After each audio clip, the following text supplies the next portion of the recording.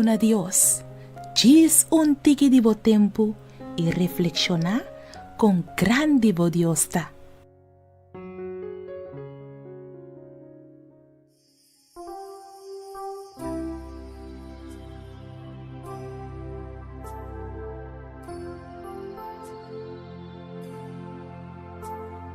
Bom dia, Deus bendicionar cada de vosotros com bendição especial.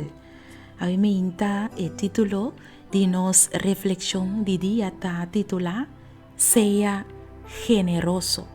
E a palavra de Deus que nós vai para que tu na je awe, ta word añade em book de Provérbio nan, capítulo 11, versículo 25. E ende generoso lo prosperará. E é um kuduna de bebê também lo hanya de bebê.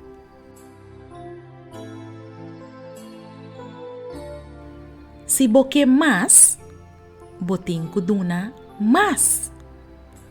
Assim na simples. Duna e lo guardo duna nabo. Anto minota papiando de 100.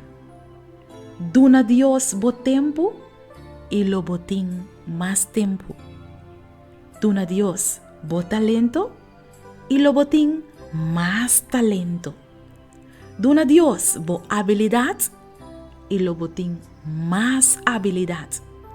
Vos atinbia nos ta lubida que tur lo que conostin y tur lo que conosta ta pertenecen a Dios, no a nos.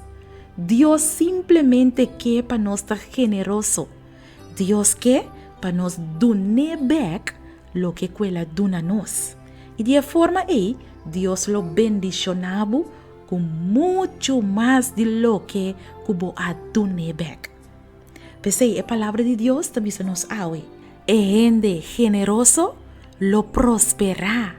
Y es un kuduna de bebé, también lo haya de bebé. La ganos reza.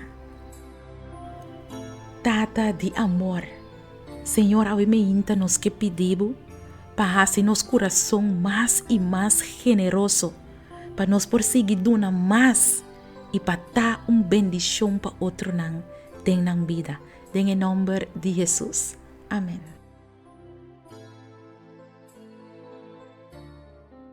Duna Deus, diz tiki de bo tempo e reflexionar com grande bodiosta.